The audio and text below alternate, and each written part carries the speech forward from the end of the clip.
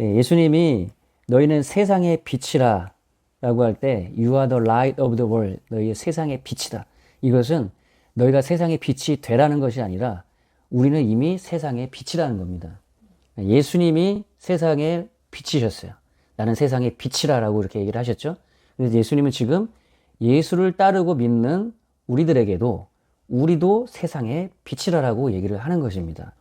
근데 이 말씀을 하신 마태복음 5장 14절은 우리가 흔히 얘기하는 산상수훈의 내용 가운데서 예수님 말씀하신 거예요. 산상수훈이 있기 전에 마태복음 4장에 보면은 예수님은 이 세상 가운데서 선지자 이사야로 하신 말씀을 이루기 위해서 스불론 땅과 납달리 땅과 요단강 저편 해변길과 이방의 갈릴리여 흑암에 앉은 백성이 큰 빛을 보았고 사망의 땅과 그늘에 앉은 자들에게 빛이 빛이었도다 하였느니라. 이때부터 예수께서 비로소 전파하여 가라사대 회개하라 천국이 가까웠느니라 하시니라. 그러니까 예수님이 하나님의 나라의 복음, 여기서 천국이 가까웠다는 얘기는 천국이 지금 바로 여기 있다는 얘기예요. 마태복음 제가 강의할 때 설명해 드렸지만 이 천국은 하늘의 하나님의 나라를 얘기하는 것입니다. 마태는 하나님이란 단어를 쓰는 것을 두려워하는 유대인들, 하나님이란 말을 쓰는 것 자체가 이 신성 모독이 될 수 있다, 하나님의 이름을 헛되이 부를 수 있다라고 하는 두려움 때문에 하나님이란 말을 잘 쓰지를 않아요. 그래서 하나님의 나라란 대신 하늘나라라고 그렇게 얘기한단 말이죠. 그래서 여기서 말하는 천국은 하늘나라인데 킹덤 오브 헤븐이다, 하늘나라인데 그 의미는 하나님의 나라. 하나님의 나라 할 때 그 나라는 통치와 다스림이라고 했죠. 하나님의 통치와 다스림이 지금 여기에 임했다라는 거예요. 예수님이 계신 곳이 바로 하나님이 다스리는 곳이고 통치하는 곳이기 때문에 지금 하늘에서 하나님의 다스림과 통치가 이루어진 그 하나님의 다스림이 예수님이 이 땅에 오심으로써 이 땅에도 임하고 이루어지고 있다는 것을 예수님은 지금 선포하고 계셨던 것이죠. 그래서 하나님 나라의 복음을 전하고 있는 그 예수님의 그 삶 속에서 하나님의 복음이 선포될 때 병이 고쳐지고 귀신이 떠나고 수많은 사람들이 회개하면서 세상 나라에서 하나님의 나라의 통치 안으로 들어오는, 하나님의 다스림 안으로 들어오는 놀라운 구원의 역사가 있었던 것이에요. 그렇게 하나님의 나라 안으로 들어왔던 사람들에게 예수님은 마태복음 5장에 지금 본문에 말씀하신 대로 너희가 바로 세상의 빛이다 라고 얘기를 하셨던 것입니다. 그래서 죄와 저주와 사망 권세, 어둠의 세상 권세에서 나와서 하나님을 떠나서 사단의 지배 안에 있었던 사람들이 그 지배와 속박에서 벗어나서 하나님의 다스림과 통치로 들어온 하나님의 자녀인 여러분들은 바로 세상의 빛이라는 것이에요. 왜냐하면 이 세상의 빛이신 예수 그리스도 안에 우리가 있기 때문에 빛이신 예수 그리스도가 우리를 통해서 나타나는 그러한 구원받은 하나님의 자녀가 바로 우리들이라는, 저와 여러분이라는 것입니다. 여러분이 바로 세상의 빛이십니다. 여러분이 가는 그곳에 어두운 세상 속에 빛이 비춰지는 거예요. 여러분이 학교를 가면 그 학교에 그 어두운 세상 속에서 하나님의 빛이 여러분을 통해서 비춰지는 것입니다. 여러분이 직장에 가든 가정에 가든 하나님의 빛이 여러분을 통해서 이 어두운 세상에 비춰지는 것이에요. 예, 그것이 바로 예수님이 전했던 천국 복음인 것입니다. 이 복음은 구약 성경 때부터 동일하게 하나님께서 말씀해 오시던 바였어요. 여러분, 하나님이 이 세상을 하나님의 형상과 모양대로 지었어요.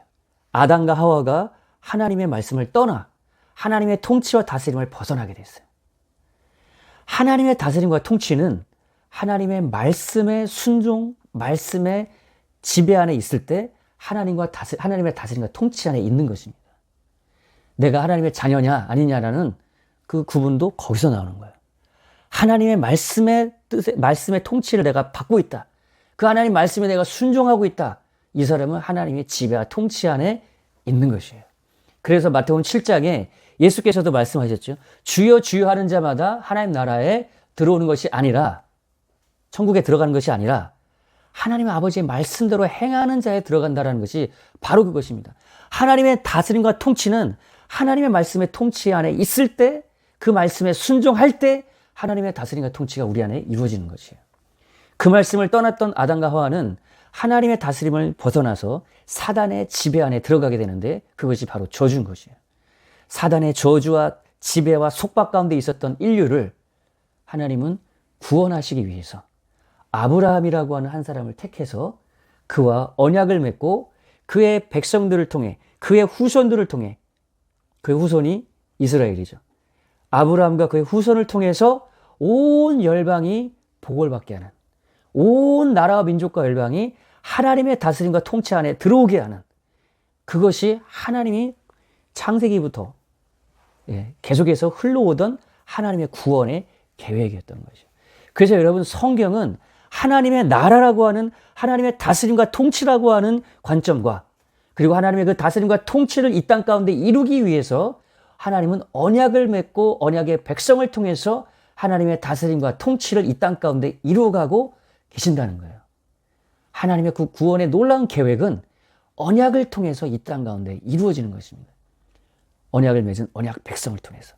그래서 아브라함에게 말씀하신 대로 너로 말미암아 모든 족속이 복을 얻으리라 라고 하는 것이 바로 그것이에요. 너를 통해서, 너의 후손을 통해서 모든 족속이 하나님의 다스림과 통치 안으로 들어오게 되리라. 그 일을 위해서 하나님은 아브라함을 택했고 그의 후손 이스라엘을 택한 겁니다. 구원받을 하나님의 모든 열방의 백성들을 구원하기 위한 하나님의 도구로서 그들을 택한 것이에요. 그것을 예정이라고 하는 것인데, 그것을 하나님의 택하심이라고 하는 것인데, 이것은 하나님의 주권이에요. 그러나 이것은 하나님의 구원을 위한 예정이 아닙니다. 이것은 하나님이 온 열방을 구원하기 위한 하나님의 도구로서 그들을 택한 거예요. 마치 제가 사탕을 사왔는데 자녀들이 지금 여러 명 있어요. 저는 이제 둘밖에 없지만, 예를 들어서 제가 사갖고 와가지고 하나씩 종이에게 줄 수도 있지만, 장자인 큰아들에게 다 줘서 동생이랑 같이 나눠 먹어 라고 할 수 있는 거죠. 하나님은 그 방법을 택했다는 거예요. 장자인 한 민족 이스라엘을 택해서, 성경에 보면 이스라엘을 장자라고 얘기하죠. 그래서 이스라엘에게 모든 은혜와 축복을 다 줘서 이스라엘을 통해서 온 나라와 민족의 열방인들도 그 은혜와 생명과 복을 누리게 해주시는, 그것이 하나님의 택하심과 부르심의 계획이라는 거예요. 그래서 여러분, 이스라엘은 열방을 위해서 존재했던 것입니다. 우리가 구원받은 것도 마찬가지죠. 여러분, 가족 집안에서도 하나님은 보통 한 사람을 먼저 택해요. 한 사람을 먼저 구원의 길로 오게 되면 그 사람을 통해서 온 가족이 구원받게 되는 것을 여러분 보지 않습니까? 저희 집안도 그랬거든요. 하나님이 저를 먼저 부르셨어요. 저는 그 부르심에 응답했고, 저를 통해서 온 가족 집안에게 은혜와 축복이 흘러가도록 하셔서 온 가족이 다 예수 믿고 하나님의 은혜와 뜻, 그 은혜와 축복을 누리게 해주시더라는 것이죠. 그래서 이스라엘을 하나님은 이사야서 43장에 보면은 열방의 빛이라라고 얘기하셨어요. 이스라엘을 하나님은 열방의 빛으로 부르셔서 하나님을 떠난 모든 민족의 그 어둠 속에 있는 사람, 그 영혼들에게 세상의 중심이 되는 오늘날의 그 팔레스타인 땅에, 하나님은 약속의 땅에 하나님께서 그들에게 그 땅을 주시겠다고 약속하시고, 그들을 부르셔서 온 세상에 가는 그 길목의 중심에 이스라엘을 세상의 빛으로 하나님께서 세우셔서 온 열방이 그 빛을 보고 하나님께 돌아오도록 계획하셨던 것이죠. 그래서 이사야서 60장에도 일어나라 빛을 발하라, 이는 세상이 어둠에 이르렀고 그러나 온 열방과 세상이 그 빛을 보고 너에게 나오리라 라고 말씀하셨던 것이 바로 그 예언이 하나님의 바로 구원의 계획이었던 거고, 그 구원의 계획을 하나님은 예수를 통해서 이루셨다는 것입니다. 그 예수를 통해서 이루신 그 구원의 놀라운 계획이 이제는 교회를 통해서 예수 그리스도의 몸인 신부인 교회, 예수님과 하나 된 교회를, 예수님은 그 빛을 교회를 통해서 이제는 열방에 비추고 계시다라는 것이에요. 그래서 여러분, 예수님이 지금 마태복음 4장 14장에 말씀하신 대로 어둠의 흑암에 앉은 백성에게 큰 빛을 보도록 비춰주셨다고 얘기하셨어요. 이것은 선지자 이사야로 하신 말씀을 이루려 했다는 것이에요. 선지자 이사야 말씀에 어떤 말씀이 있었느냐? 시온이여 낄지어다 내 힘을 입을지어다. 거룩한 성 예루살렘이여 내 아름다운 옷을 입을지어다. 이제부터 할례 받지 않은 자와 부정한 자가 다시는 내게로 들어옴이 없을 것입니다. 이 얘기는 지금 이제 이스라엘이 하나님의 놀라운 은혜와 축복으로 약속의 땅을 정복하고 그 예루살렘에 하나님의 성전을 짓고 하나님 그 성전에 임하셔서 예루살렘을 통해서 이스라엘을 다스리는 하나님의 나라를 이루어 주셨어요. 그리고 그들을 통해서 이제는 열방이 그 빛을 보도록 하나님께서 일하시려고 하는데, 솔로몬으로부터 시작된 우상 숭배와 계속되는 불순종과 거역으로 말미암아서 이스라엘 백성들은 결국에는 바벨론에 의해서 멸망하게 된단 말이에요. 이사야는 그것을 경고하고 하나님께 돌아올 것을 촉구했던 그러한 선지자였어요. 그것뿐만 아니라 그들이 멸망할지라도, 여기서 말하는 거룩한 성이 할례받지 못한 이방인들에게 정복되고 그들에게 이방인에 의해서 심판받고 멸망하게 될 것을 말씀하셨던 거예요. 알려주셨던 거예요. 그러나 그들이 다시로 들어와서 그렇게 멸망하는 일은 없을 거라는 거예요. 왜냐하면 좋은 소식을 가져오며 구원을 공포하며 시온을 향하여 이르기를, 시온은 이스라엘 예루살렘이죠. 예루살렘을 향하여 이르기를 네 하나님이, 너희 하나님이 통치하신다. Your God reign. 너희 하나님 여호와의 하나님이 너희 예루살렘 이스라엘을 통치하신다는 거예요. 다스린다는 거예요. 그것이 복음이라는 겁니다. 그것이 이사야가 전했던 복음이었어요. 하나님의 다스림과 통치를 떠났던 이스라엘, 그 하나님의 통치가 다시 예루살렘에 회복된다는 거예요. 하나님이 다시 그 백성에게 찾아오셔서 그들을 다스린다는 겁니다. 여러분, 예수 믿고 이 땅에 죽어서 천국에 올라가는 복음이, 물론 그것도 복음의 한 부분이지만 그것이 선지자들과 사도들이 예수님이 말했던 핵심이 아니었어요. 하나님 나라의 복음은 하나님이 이 땅에 우리를 찾아오신다는 거예요. 하나님이 우리를 다스리러 오신다는 것입니다.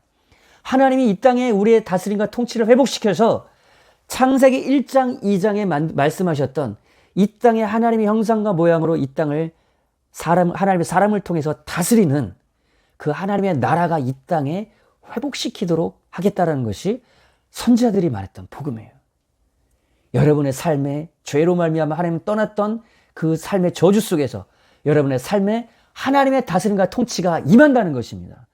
여러분의 가정에 그 저주로 말미암아 질병과 고통과 불행 가운데 있었던 여러분의 삶과 여러분의 가정 가운데 하나님의 다스림과 통치가 회복된다는 것입니다. 하나님이 여러분을 다스린다는 것이에요. 그것이 이사야가 말했던, 이스라엘을 통해서 선포했던 복음이었어요.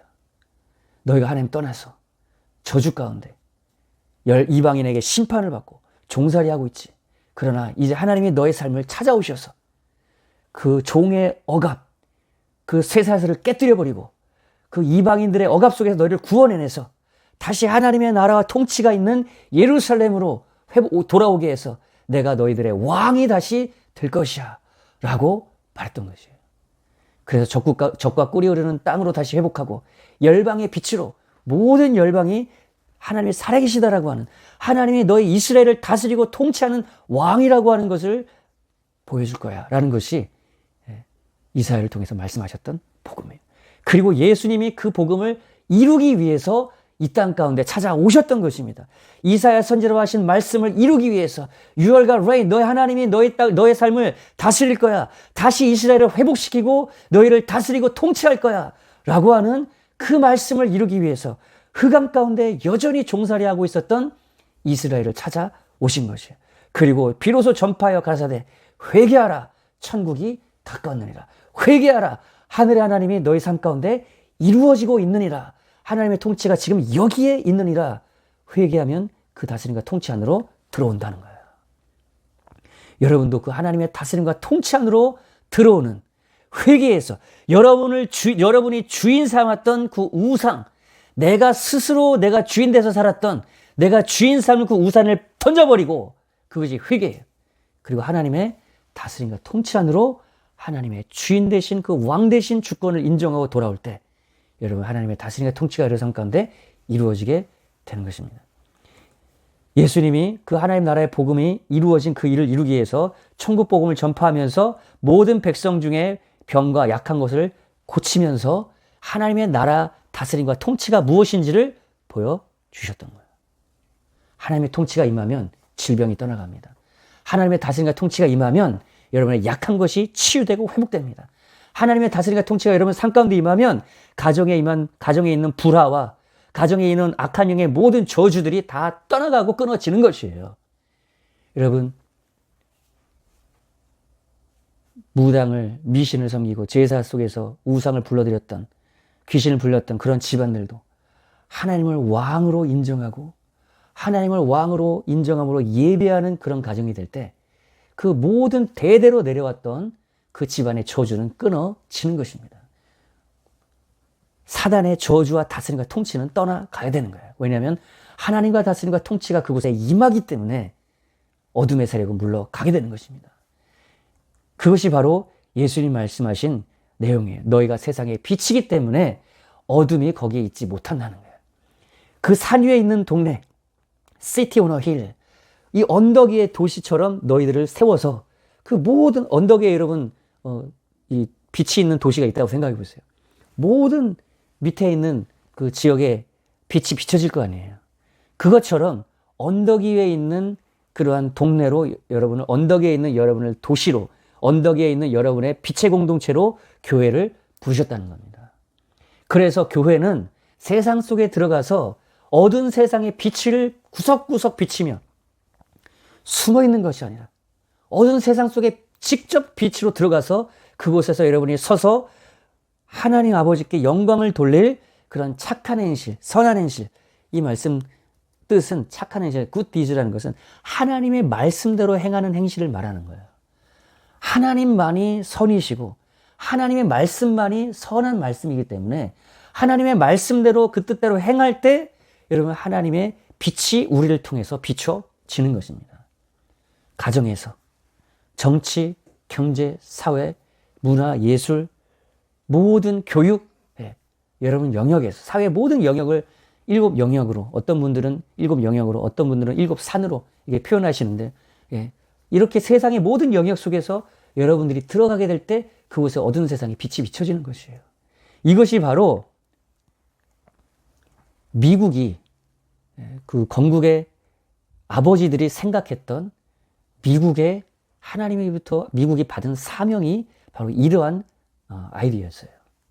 여러분 다 아시고 계시지만 미국의 처음에 영국에서 유럽에서 이주해 왔던 초창기 미국의 사람들은 먼저는 청교도들, 신앙의 어떤 자유가 없는, 그 당시 영국 같은 경우는 영국 국교회가 모든 것을 통제했죠. 그래서 감리교도나 영국 국교회의 전통과 그런 방식에 따르지 않는 사람들은 때를 따라 많이 핍박을 받았어요. 그래서 그런 종교의 자유가 없었던 그런 사람들이 대부분 청교도들이 많았어요. 메이플라워를 타고 미국에 정착하기 시작했죠. 그리고 나서 10년 후에 존 위슬럽이라고 하는 사람이 또 대규모의 이민 그 단을 꾸려가지고 미국으로 또 이주를 하게 되는데, 그들이 미국으로 올 때 그 존 위슬럽이 설교했던 내용 속에 바로 마태복음 5장 13절 14절 얘기했던 시티 오너 힐, 언덕 위에 있는 도시라고 하는 그런 설교를 하게 돼요. 미국을 온 세상의 언덕 위에 있는 도시와 같이 모든 세상의 나라에 빛이 되고 본이 되는 나라가 되게 하자라고 하는 것이 그들이 생각했던 미국을 향한 꿈이었어요. 그리고 그 꿈을 받아서 1776년도에 이제 미국이 독립을 하게 될 때 독립선언서에 건국의 아버지들이 이것을 받아서 미국의 나라는 어떤 나라가 되느냐, 하나님은 이 모든 세상 사람들에게 하나님이 주신 천부 인권이 있다라는 거야. 하나님은 창조주 하나님으로서 사람들을 지을 때 모든 사람들을 평등하게 지었고 그 사람들에게는 자유와 생명과 그리고 행복을 추구할 권리가 있다라고 하는 것. 그리고 그러한 사람들의 그 권리를, 기본 그 인권이죠. 자유와 생명과 행복을 추구할 그 인권을 보장하고 보호해 줄 수 있는 그러한 나라를 꿈꿨던 거예요. 그게 미국의 기초였던 거예요. 나라가 무엇을 위해 존재하냐? 사람에게 하나님 주신 천부인권, 하나님 주신 생명과 자유와 행복의 추구라고 하는 이 인권을 보호하기 위해서 나라를 세웠던 거예요. 나라가 존재한다는 얘기예요. 그래서 공화정 시스템도 그렇게 만든 겁니다. 나라가 주인되는, 그러니까 국민이 주인되는 나라. 이것은 인류 역사 속에서 어디서도 볼 수 없었던 아이디어였던 거예요. 이거 어디서 나왔냐? 기독교 믿음 신앙에서 나온 거예요. 창조자 하나님을 인정하는 그런 신앙에서 나왔던 거예요. 존 로크의 자연권도 자연권 사상에서 그것이 나오게 됐지만 그 기본 철학은 창조자 하나님을 인정하는 기독교 사상에서 나온 것이란 말이에요. 그래서 미국이 건국의 아버지가 미국이라고 하는 국가 시스템을 그렇게 하나씩 하나씩 만들어 갔던 겁니다. 국민이 대통령을 뽑고 국회의원을 뽑고 그들이 국민의 대리인이 돼서 나라와 정부를 그러한 인권을 보장하는 나라로 이끌어가는 것이 미국의 건국 정신이에요. 그러나 비슷한 시기에 프랑스에서는 어떤 일이 일어났냐? 그 당시에 있었던 그러한 왕권 그리고 교권 이것이 너무나 타락해서 이제 사람들이 가슴 속에서 막 뭔가를 바꿔야 된다라는 그런 막 일들이 마음이 부글부글 끓기 시작했어요. 거기서 이제 프랑스 혁명이 일어나게 되는데 이들은 나라를 어떻게 바꾸느냐? 그러한 권위 질서들을 모두 다 파괴시키는 파괴적인 혁명으로 갔던 거예요. 근데 왕을 단두대에서 죽였단 말이에요. 그리고 카톨릭 신부들, 사제들을 얼마나 많이 단두대에서 죽였는지 결국엔 그렇게 단두대로 죽이는 그런 수많은 일들을 행했던 리더였던 로베스피에르 자신도 단두대에서 목이 날아가는 그런 일로 기결되게 되죠.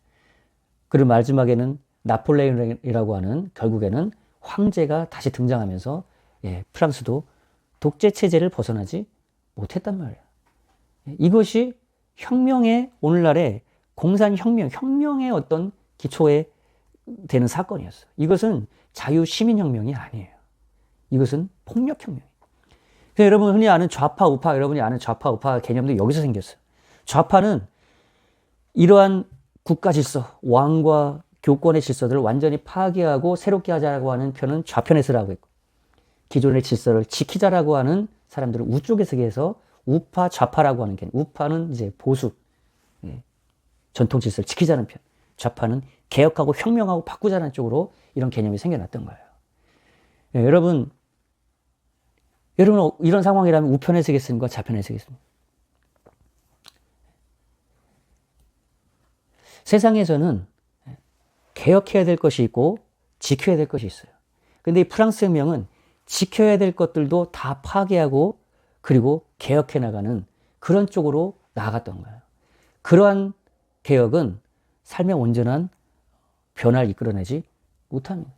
반대로 여러분 영국이 택했던 한번 길을 봅시다. 영국은 이러한 정말 피가 가득한 이러한 폭력적인 혁명을 보면서 영국의 왕정을 지키고자 했어요.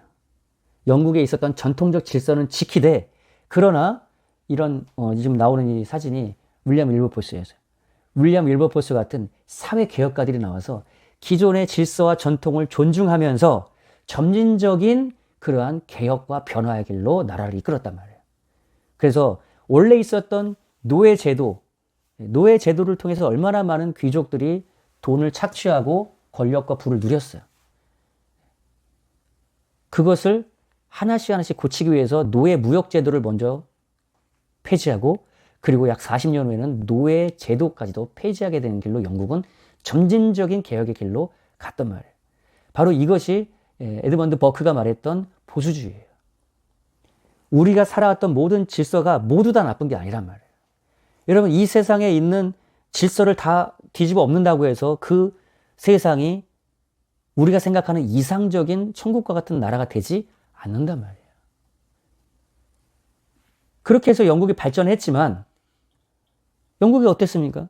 여러분 올리버 트위스트라는 책 혹시 아시는지 모르겠는데 1800년대에 영국의 산업혁명을 통해서 얼마나 어린아이들이 피폐한 삶을 살았는지를 올리버 트위스트라는 이런 소설가가 작가가 잘 묘사를 해놨어요.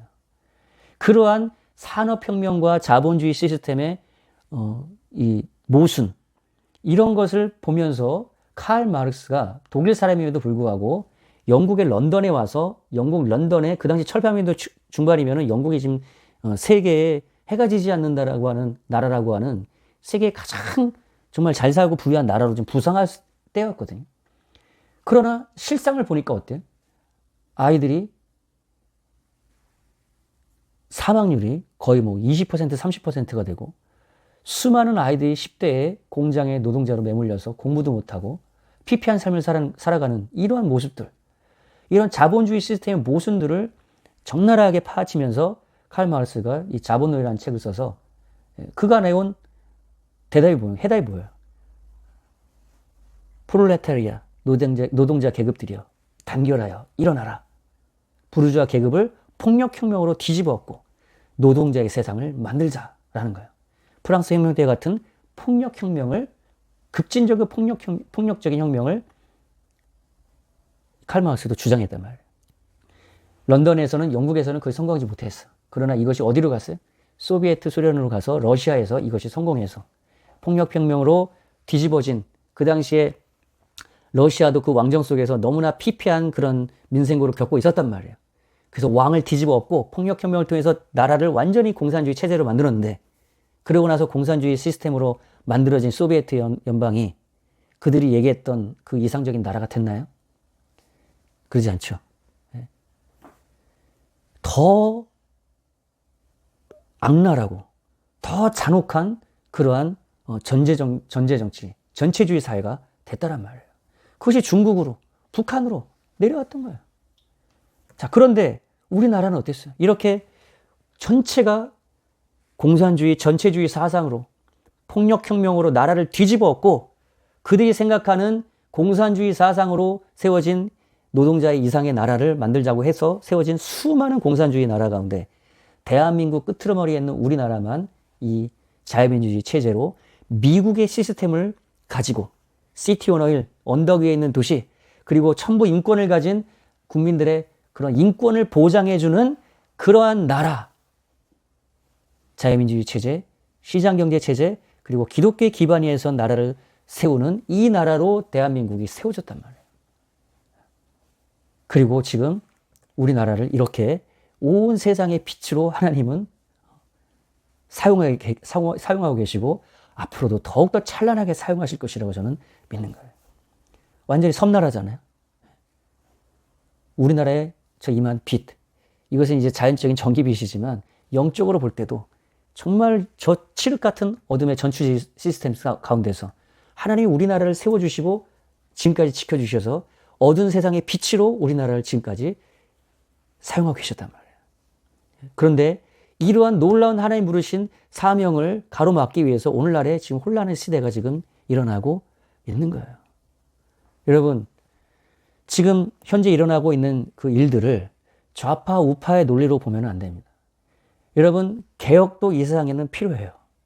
그리고 전통적으로 질서를 지켜야 될 것도 필요합니다.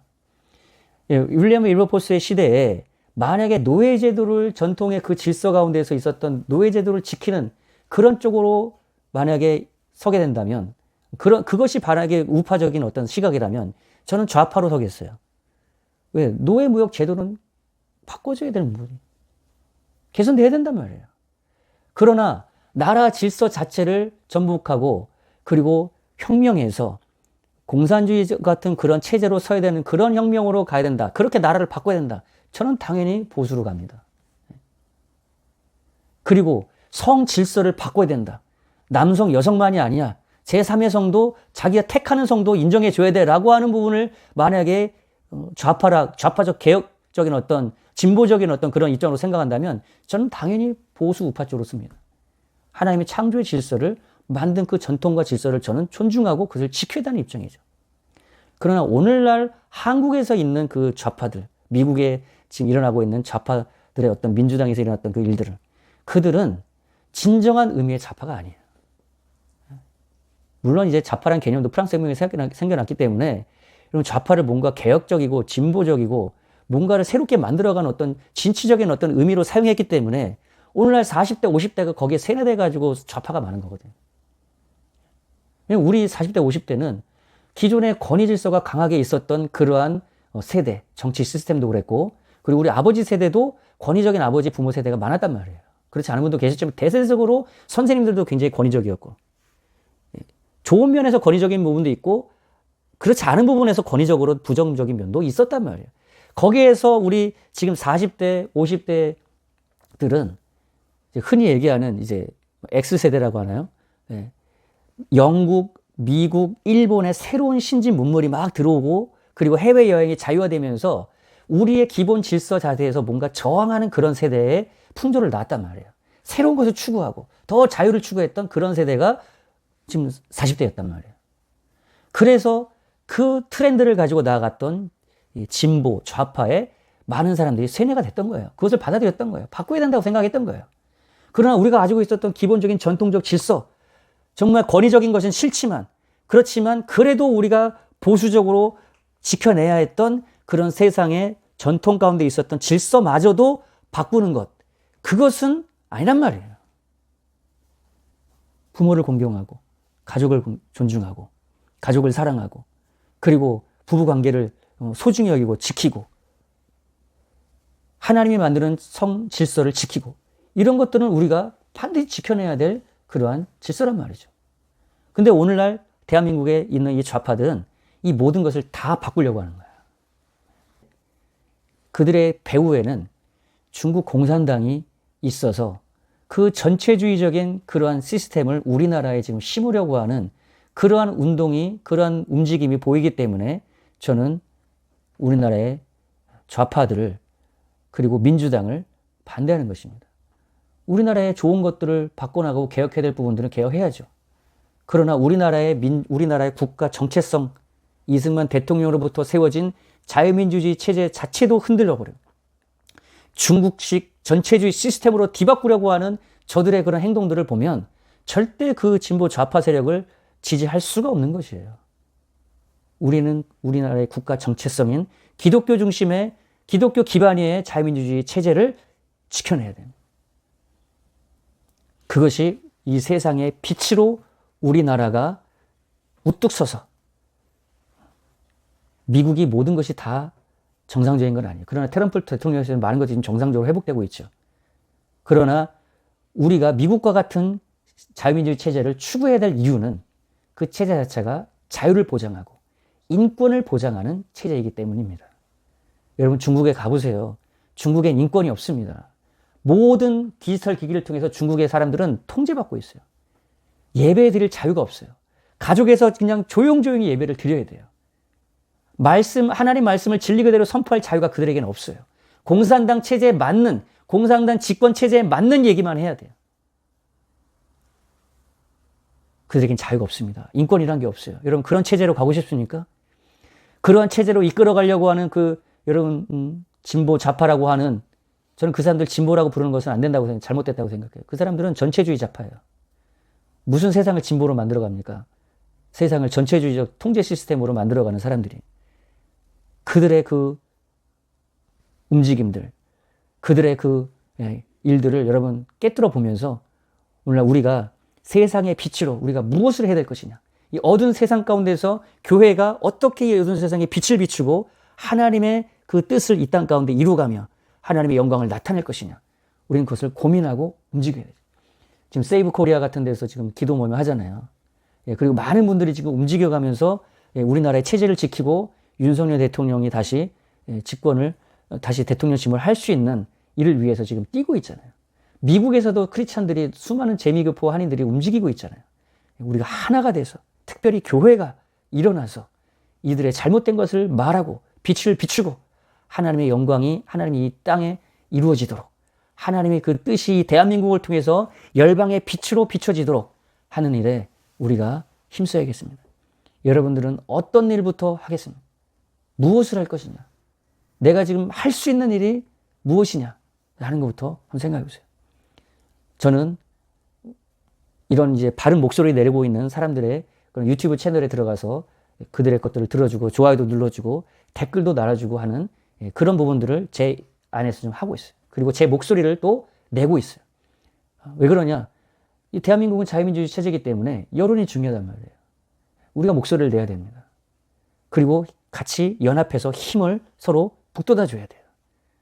그리고 무엇보다도 더 우리는 기도해야 됩니다. 이것은 영적 전쟁이에요. 하나님의 능력이 이 땅 가운데 임하도록, 어둠의 세력들이 그 빛 앞에 물러가도록, 여러분 빛을 비추고 기도로 하나님 나라가 통치가 임하도록 힘쓰는 저 여러분 되기를 주님의 이름으로 축원합니다.